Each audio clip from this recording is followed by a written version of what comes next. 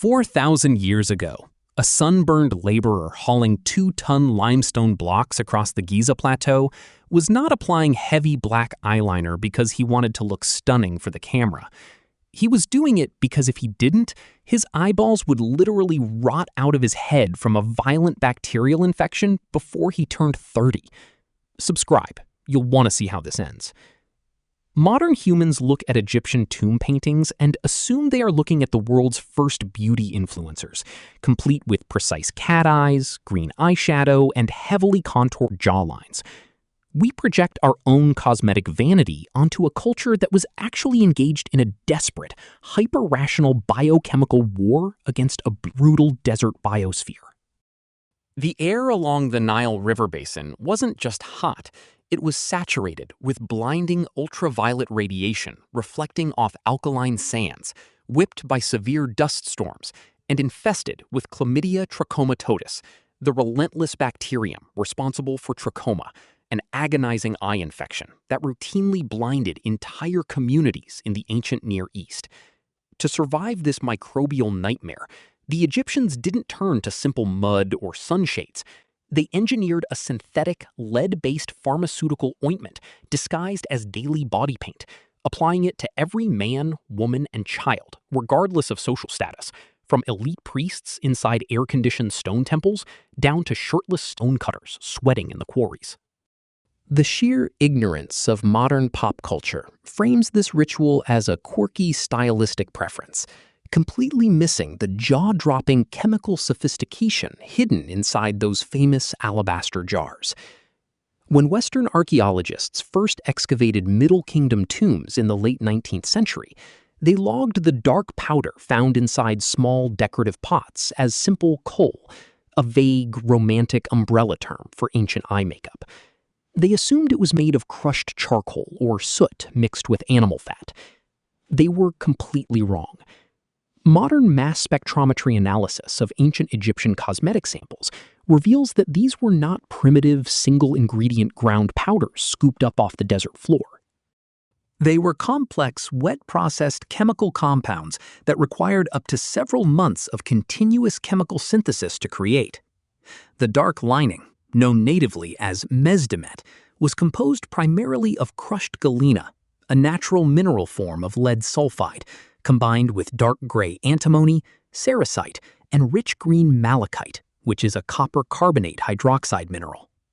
To make this toxic cocktail stick to human skin without immediately flaking off into the eyes, ancient Egyptian artisans emulsified the ground minerals with animal fats, vegetable oils, goose grease, and fragrant plant resins.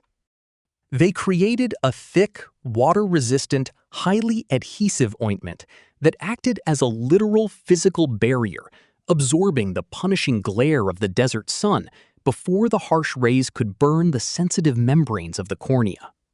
What turns out to be even more unexpected than this ancient sun glare defense is the fact that the Egyptians were intentionally manufacturing compounds that do not even occur naturally in the wild.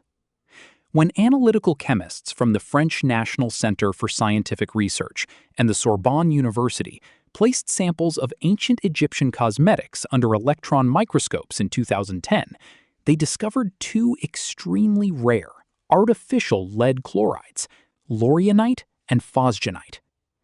These chemical compounds cannot be mined from the earth. They must be deliberately synthesized in a lab by mixing litharge, a raw lead monoxide, with water, sea salt, and localized alkaline minerals, maintaining a delicate, highly specific chemical balance for weeks on end as the mixture is continuously washed, filtered, and dried. The ancient Egyptian text, known as the Ebers Papyrus, a medical document dating back to 1500 BC, explicitly details precise recipes for eye ointments that had to be filtered and settled over 40 days to achieve the correct potency. The idea that a Bronze Age society, without microscope optics, modern chemistry notation, or clean room environments, was routinely performing multi-stage wet chemical synthesis to churn out standardized batches of eye medicine sounds utterly absurd. Yet the quantitative data doesn't lie. Over 50% of the surviving cosmetic jars recovered from undisturbed tombs contain these synthesized lead salts, proving that this was not a localized art project, but a massive state-sponsored pharmaceutical industry designed to protect the eyes of an entire nation. The immediate reaction of a modern medical doctor looking at these ingredients is absolute horror, because lead sulfide is a notorious neurotoxin capable of causing brain damage, severe anemia, kidney failure, and cognitive decline. If you applied a heavy coating of raw lead directly to your tear ducts every single morning, common sense dictates that you would suffer from systemic lead poisoning within a matter of months. But this is precisely where the paradoxical genius of ancient Egyptian bioengineering comes into play. Lead sulfide is extraordinarily insoluble in water, meaning that when applied to dry skin, it enters the bloodstream at infinitesimally slow rates that the human liver can process without immediate fatal toxicity. Far more importantly, at hyper-low sub-micromolar concentrations, lead ions do not kill human cells. Instead, they stress them just enough to trigger a rapid defense mechanism. When a trace amount of lead salt dissolves into the thin film of moisture coating the human eye, it stimulates the local endothelial cells to produce a massive burst of nitric oxide gas. Nitric oxide is a critical signaling molecule in the human immune system that dramatically dilates micro blood vessels, rushing white blood cells directly to the site of potential infection, while simultaneously acting as a broad-spectrum antimicrobial agent that decimates incoming bacteria before they can establish a colony. The Egyptians had zero conceptual understanding of cellular biology, nitric oxide molecules, or bacterial microorganisms. Yet through trial, error, and brutal environmental feedback, they engineered a daily ritual that effectively transformed every citizen's eyelids into an automated, chemical-triggered immune-boosting fortress. During the annual flooding of the Nile, the Akhet season, stagnant water backed up into irrigation ditches, creating an explosive population boom of flies, parasites, and waterborne pathogens that swept through agricultural villages like wildfire. Eye infections reached catastrophic levels every summer, threatening to blind the labor force required to farm the riverbanks and maintain the vast economic engine of the kingdom. The daily application of coal was the state's primary defense against a total collapse of human capital. It was so critical to national security and public health that coal was not treated as a luxury item reserved for the wealthy elites. It was treated as an essential, non-negotiable living stipend distributed directly to the working class. This public health imperative explains why archaeological excavations of humble worker villages reveal vast quantities of simple, unadorned coal pallets alongside basic grinding stones. At Deir el-Medina, the specialized village built to house the artisans, masons, and sculptors who carved out the royal tombs in the Valley of the Kings, surviving administrative papyri log detailed records of monthly labor wages paid to workers. These payments were not made in minted gold or silver coins, which did not exist in Egypt at the time, but in raw physical commodities: grain, beer, wood, fish, fabric, and precise weight-based rations of raw galena and eye paint. If the state failed to deliver the required monthly shipment of mesdemet to the quarry workers, the laborers would literally lay down their chisels and launch wildcat strikes, refusing to carve another inch of stone until their eye medicine was supplied. A missing ration of eye paint was considered just as catastrophic to a manual worker as a missing ration of clean drinking water, because working in the blinding, sun-scorched reflection of a limestone canyon without coal meant contracting severe, debilitating conjunctivitis within days.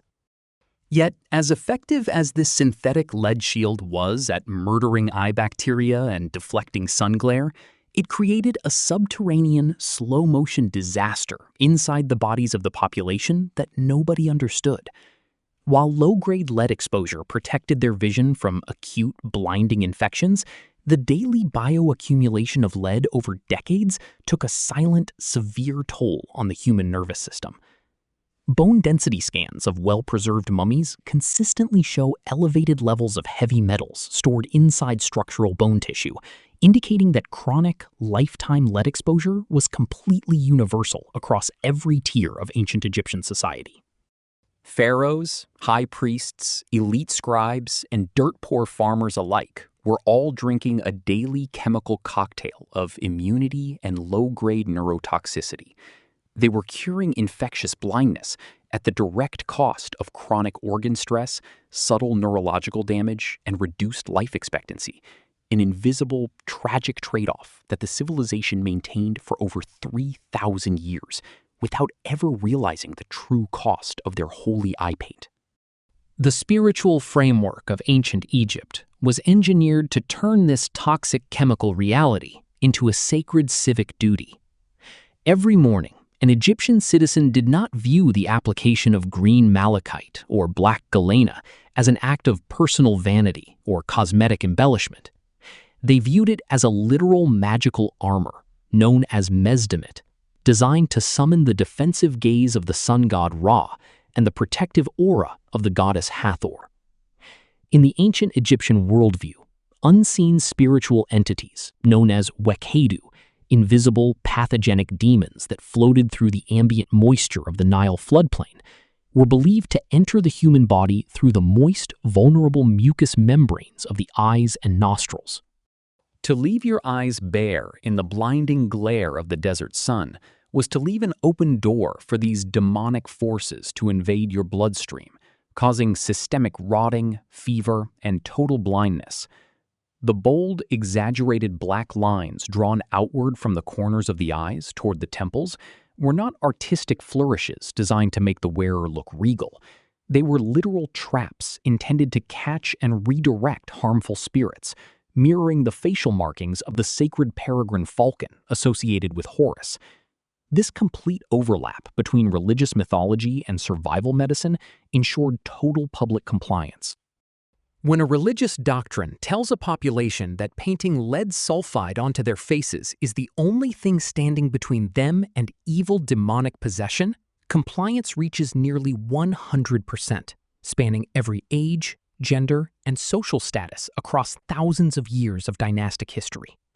This universal demand spawned an enormous, highly specialized industrial apparatus that dominated the internal trade networks of the Bronze Age Mediterranean. The raw materials required to manufacture coal were not readily available on the muddy banks of the Nile, forcing the state to finance massive, high-risk mining expeditions into the treacherous, sun-baked terrain of the eastern desert and the Red Sea coast. Mining parties consisting of hundreds of laborers, soldiers, and specialized metallurgists were deployed for months at a time to extract galena from remote sites like Jebel El Zayt, literally translated as the Mountain of Oil. These raw lead ore deposits were mined under brutal conditions, hauled across vast expanses of desert by donkey caravans, and delivered directly to state-controlled temple workshops. There, temple priests double-headed as master chemists, overseeing a complex production line that blended traditional grinding techniques with long-term aqueous chemical reactions. The raw galena was pulverized on flat slate pallets, combined with water, fatty animal lipids, plant resins, and soot, and then set aside in shallow ceramic vats to age for up to 6 months. This extended aging process under the hot Egyptian sun was not accidental ritualism. It was a deliberate chemical protocol required to force the galena to synthesize into laurionite and phosgenite, the exact synthesized lead compounds that modern medical research proved were responsible for stimulating the local immune system.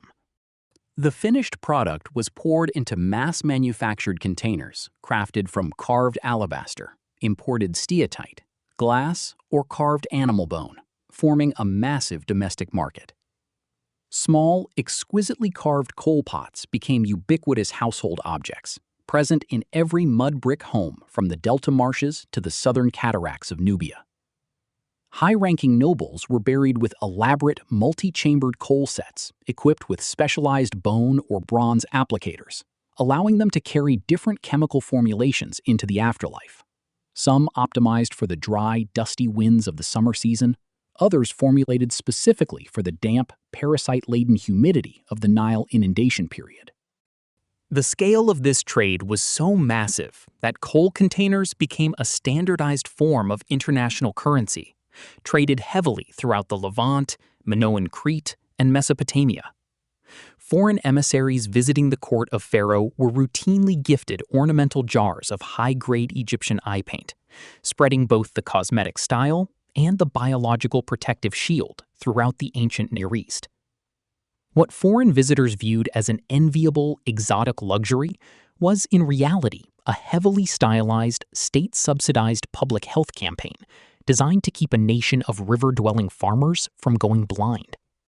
The sheer sophistication of this ancient chemical protocol went entirely unrecognized by modern medical science until the year 2010, when a team of analytical chemists from the CNRS and the Sorbonne University in Paris published a landmark study analyzing 52 microscopic samples taken from ancient Egyptian coal pots preserved in the Louvre Museum. Using ultra-high-resolution electron microscopy and quantitative X-ray diffraction, the researchers expected to find crude, unrefined mixtures of soot, dirt, and raw ground minerals. Instead, they discovered that the chemical composition of the powders was extraordinarily precise, containing manufactured lead compounds that do not occur naturally in galena ore. The chemists realized that the ancient Egyptians were performing intentional, wet-process organic chemistry at an industrial scale over 4,000 years before the discovery of microbiology or the periodic table of elements. The ancient chemists were intentionally synthesizing specific lead chlorides through a slow, tedious washing process that required months of continuous, precise fluid manipulation. When the French research team exposed human skin cells, specifically keratinocytes, to microscopic submicromolar concentrations of these laboratory-recreated ancient lead salts, the biological reaction was immediate and startling. Rather than killing the cells, the trace amounts of synthesized lead acted as a powerful biochemical stressor. The human cells responded to the microdose of heavy metal by overproducing nitric oxide molecules by over 500%. Nitric oxide is a key signaling gas in the mammalian immune system. It immediately dilates local blood vessels, dramatically accelerates the flow of infection-fighting white blood cells to the surrounding tissue, and directly attacks invasive bacteria by destroying their cellular walls. In an environment like ancient Egypt, where stagnant, parasite-infested floodwaters guaranteed daily exposure to blinding bacterial eye infections like trachoma, applying this synthetic lead paste to the eyelids was effectively an ancient form of continuous, microdosed biowarfare against the local environment. The eye makeup was not masking an underlying health issue. It was actively functioning as an automated external immune booster that kept the eyes free of blinding pathogens long enough for human beings to construct the pyramids, harvest fields of grain, and manage an empire. The tragic irony of the entire Egyptian civilization rests on this delicate, unintentional chemical tightrope.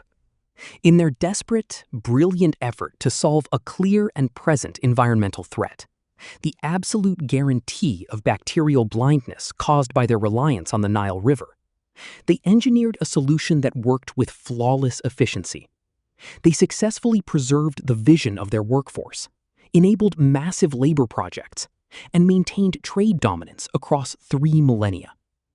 Yet, the price of this brilliant chemical survival strategy was a permanent, universal exposure to one of the most insidious neurotoxins on Earth. Every man, woman, and child who carefully painted their eyes each morning to appease the gods and ward off river demons was slowly, systematically poisoning their own internal organs, storing toxic heavy metals deep within their bone marrow for a lifetime. They lived in a continuous state of mild lead toxicity, enduring subtle neurological degradation, organ strain, and reduced lifespans, completely oblivious to the fact that their daily protection was also a slow-motion poison. They conquered the hostile environment of the Nile Delta by turning lead into a shield, achieving an unprecedented level of medical technology through pure trial and error, only to prove that even the most brilliant ancient solutions come with a hidden, unavoidable metabolic debt.